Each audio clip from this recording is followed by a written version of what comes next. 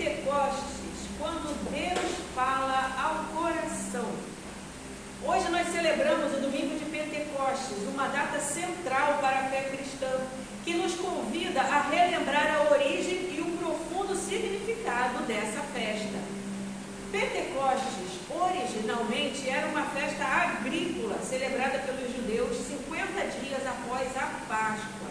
Era conhecida como a festa da colheita, ocasião em que o povo agradecia a Deus pelos frutos da terra. Também lembrava o momento em que Moisés recebeu os 10 mandamentos no Sinai, selando a aliança de Deus com o povo liberto do Egito.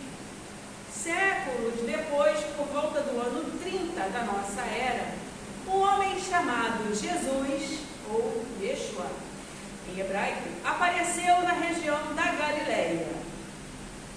Aparentemente assim, sem muita pretensão, né? Mas com palavras firmes, gestos de compaixão e uma proposta radical de amor, justiça e reconciliação com Deus.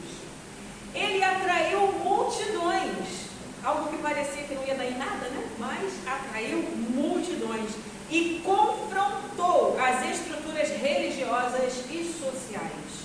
Por isso, ele foi rejeitado e executado.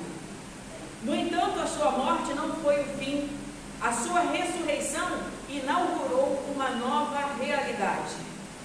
Antes de partir desse mundo, Jesus instituiu a Eucaristia e prometeu que o Espírito Santo estaria com os seus seguidores, dando-lhes força, consolo e direção. Após a sua ressurreição, ao reencontrar os discípulos, ele soprou sobre eles e disse: recebam o Espírito Santo. Esse gesto é profundamente simbólico. No hebraico, a palavra roá significa ao mesmo tempo vento, sopro e espírito. Ao soprar sobre os discípulos, Jesus não apenas compartilha uma força divina, mas ele reencena o gesto criador de Deus no Gênesis, quando o ser humano foi formado do pó da terra e recebeu o sopro da vida. Agora é um novo sopro, um novo nascimento. É a vida espiritual que se inicia com a presença do Espírito Santo.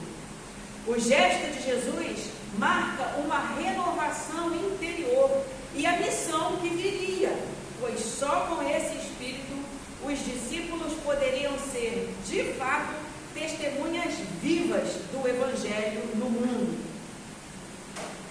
50 dias depois da Páscoa, no dia de Pentecostes, o Espírito Santo se manifestou de forma poderosa sobre os discípulos. O texto bíblico narra um evento impressionante. Pessoas de diversas nações ouviam a mensagem nas suas próprias línguas, nos seus próprios idiomas. Mais do que um fenômeno extraordinário, esse é um sinal claro de que Deus deseja se comunicar com cada pessoa de maneira direta, compreensível e inclusiva. É a inclusividade de Deus através do Espírito Santo.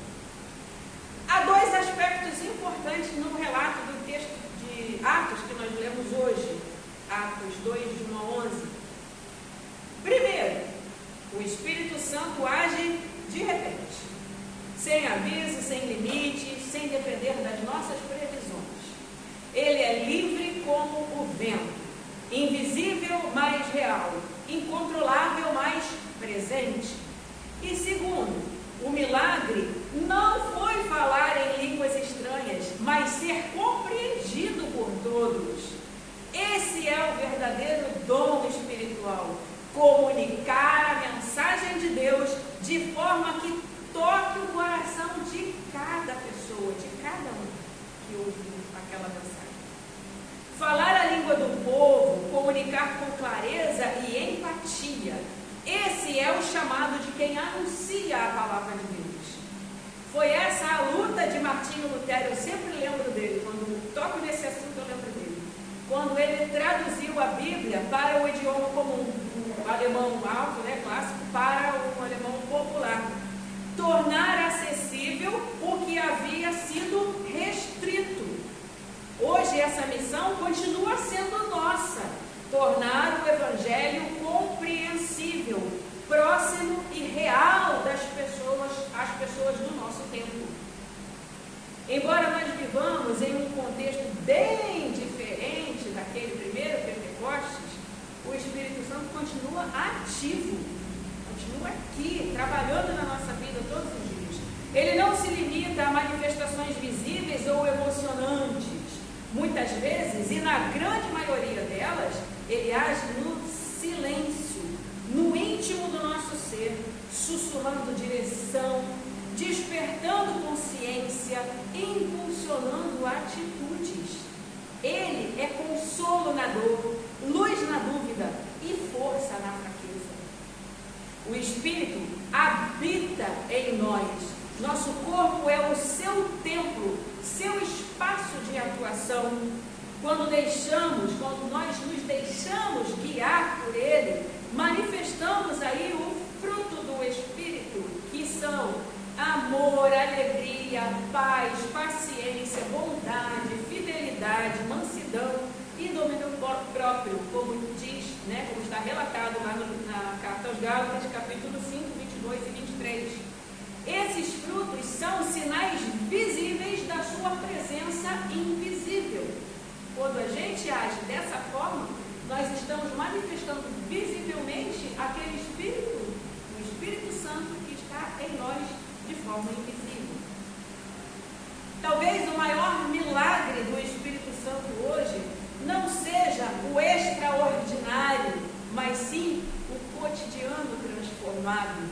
Quando pessoas em uma sociedade marcada pela indiferença e pelo egoísmo se tornam o quê? Solidárias, generosas, conscientes do bem comum. Aí está o milagre. Quando cuidamos uns dos outros e da criação com responsabilidade e amor, nos tornamos verdadeiros santuários vivos da presença divina, da presença do Espírito Santo na nossa vida. E que esse Espírito, o Espírito Santo de Deus, continue soprando sobre nós, que sejamos sensíveis à sua voz, disponíveis à sua ação e comprometidos com o seu fruto. Que Deus nos ajude a manter viva dentro de nós a presença renovadora do seu Espírito. E que Ele nos abençoe. Amém. Amém.